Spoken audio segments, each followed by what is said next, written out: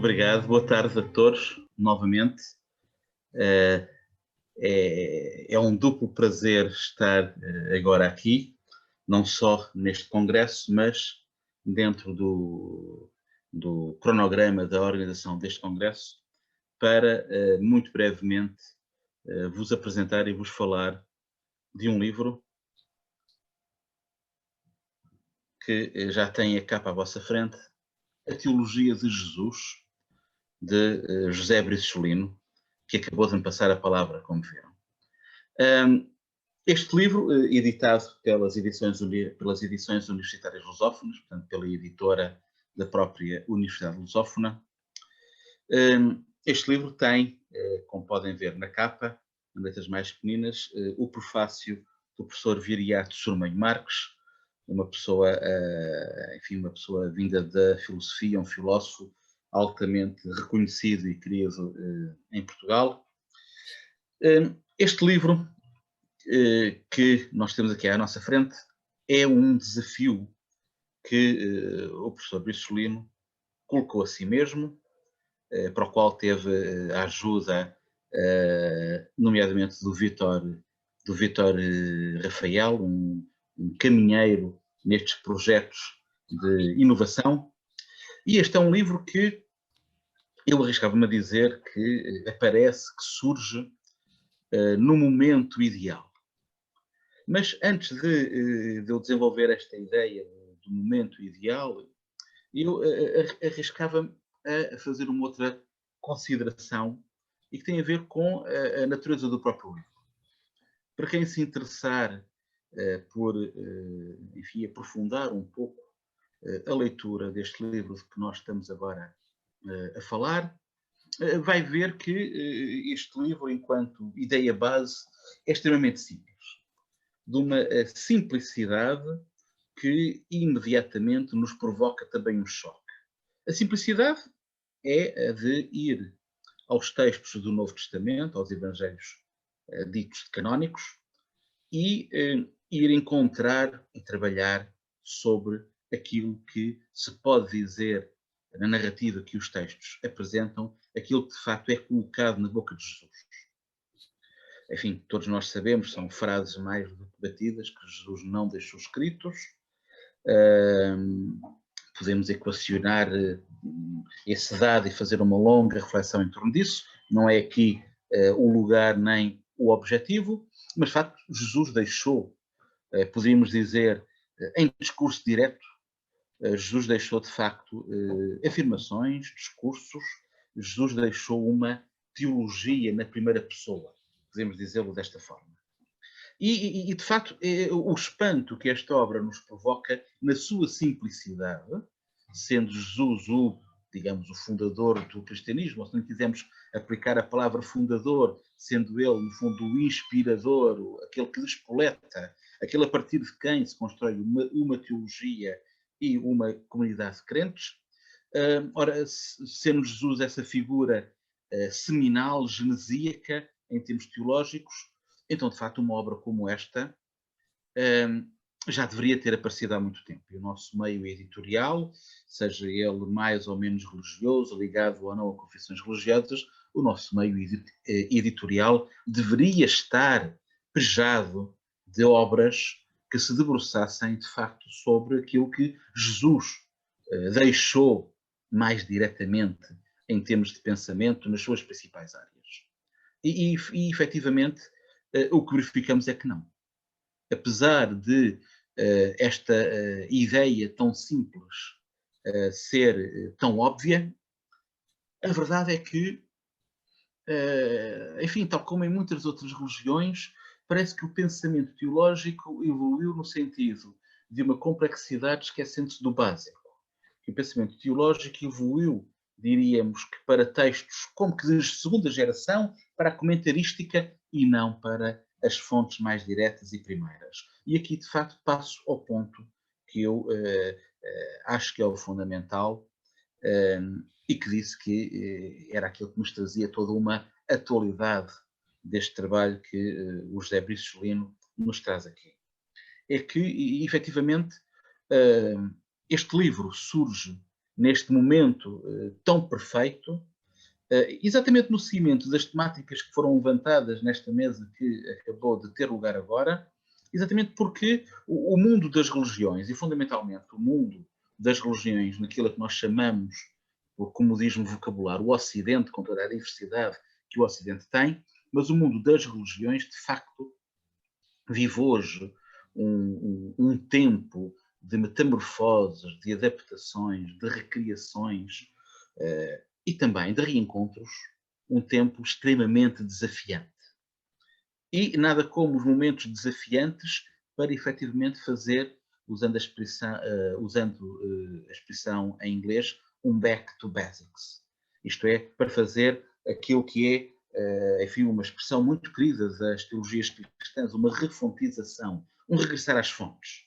Mas um regressar às fontes, aqui, de facto, aquilo que num sentido mais primeiro e primário, ou até usando uma palavra que hoje não se pode usar, porque tem outras conotações, no sentido mais fundamentalista, aquilo que de facto são as bases e são, no fundo, se quisermos, as respostas primeiras que a figura de Jesus, enquanto genesíaca para o cristianismo, a figura de Jesus nos deixou.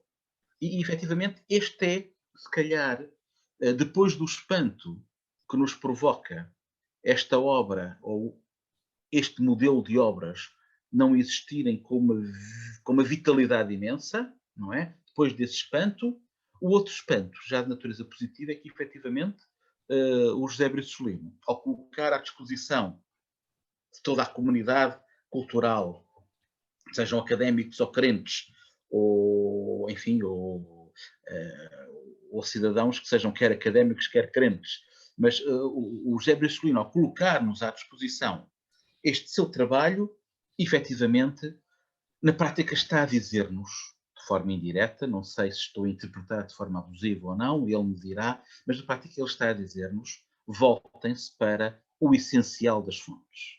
Vamos ao encontro do que é, efetivamente, a base religiosa e cultural, a partir da qual depois se construiu todo um edifício teológico gigantesco, todo um edifício, ou edifícios eclesiásticos ainda mais gigantescos, e que, com o correr do tempo, no fundo, todos esses gigantismos culturalmente nos fizeram esquecer a essência que se encontra, de facto, nestas primeiras palavras, nestes discursos, nestas intervenções que são postas na primeira pessoa, na boca de Jesus.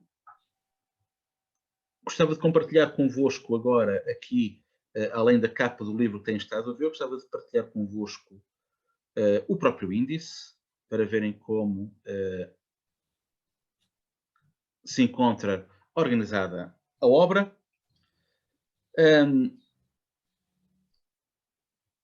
A análise que José Brisolino nos apresenta é uma análise em torno de grandes temas que vai encontrar nesses discursos de Jesus, e que são grandes temas que, enfim, não é uma miríade deles.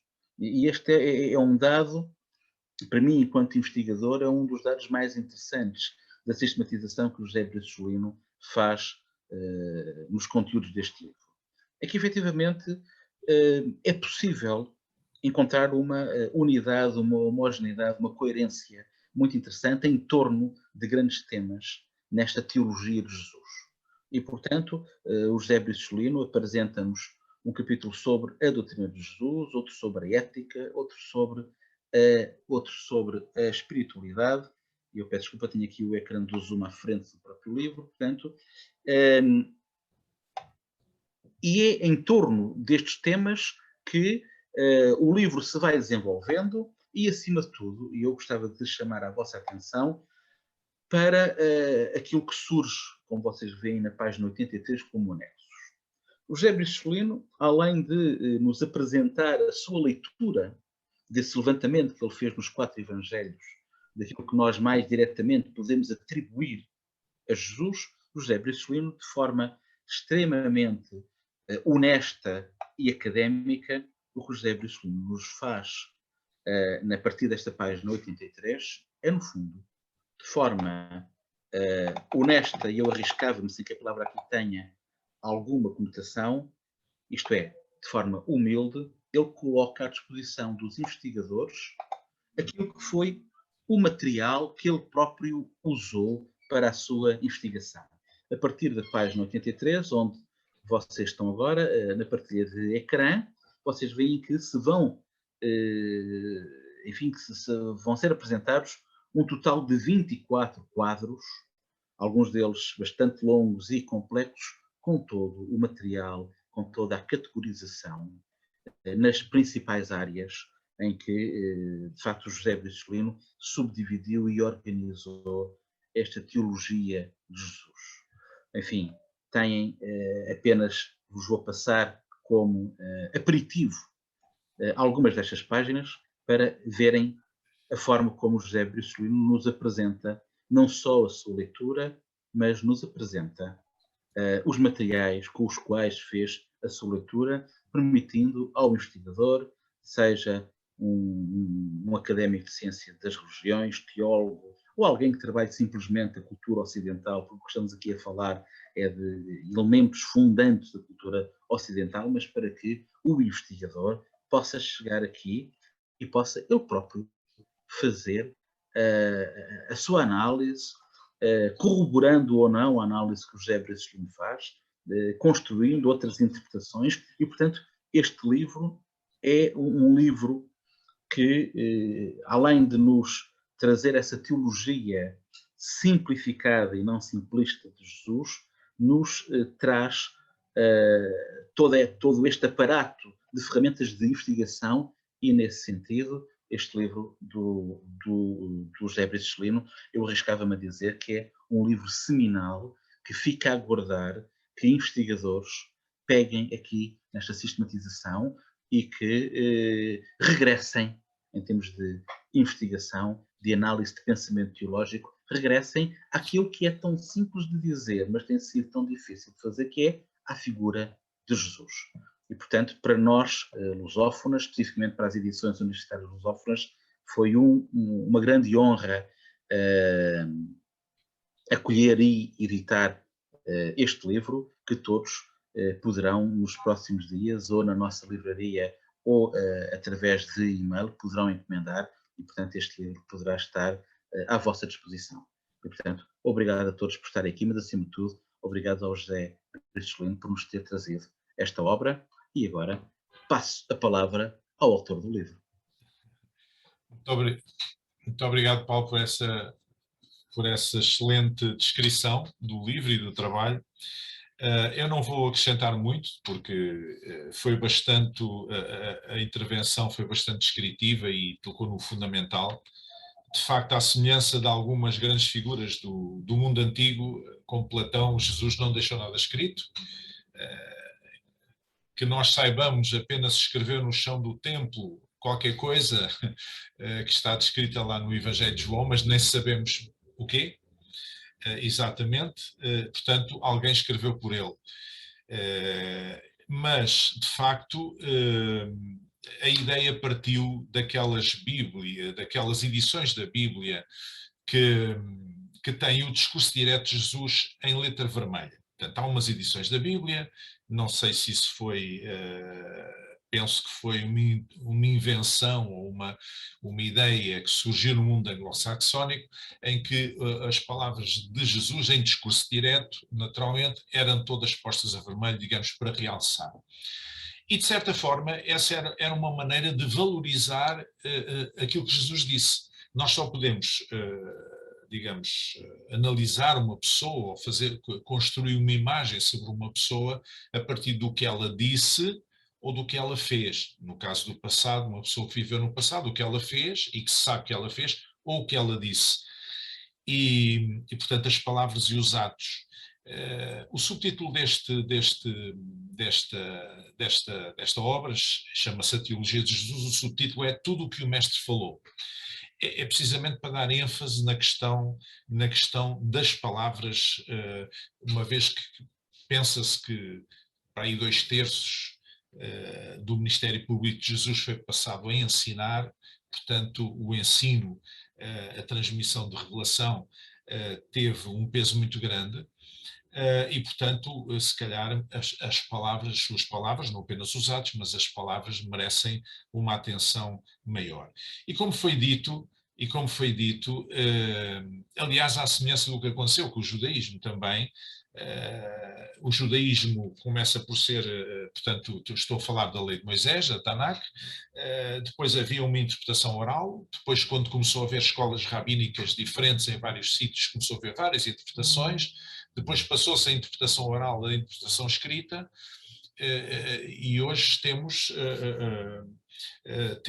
alguma coisa escrita sobre a interpretação de Tanakh, que é muitíssimo maior em quantidade do que a obra original. Portanto, quando se quer construir, dar opiniões sobre alguma coisa que nos é transmitida de forma seminal, nós temos sempre a tendência de complicar, não é? De complicar. Portanto, a ideia era esta, era voltar para back to the basics, não é? Um bocadinho isto. Eu sei que Jesus não era provavelmente um teólogo no sentido formal do termo, mas no fundo, se quisermos, do ponto de vista cristão, é a fonte de toda a teologia. Portanto, chamei este livro a Teologia de Jesus. Quero realçar aqui a excelente ajuda, o excelente trabalho que o Vítor Rafael fez, no sentido de ajudar a compor aqueles quadros. Este foi o trabalho dele. Eu apenas escrevi o resto e procurei tirar algumas conclusões. Mas como já foi dito também, para terminar, o que eu pretendi foi chamar a atenção para as palavras de Jesus e confrontar com algumas das grandes bandeiras de alguns segmentos cristãos hoje, que se nós compararmos uma coisa com a outra não bate certo.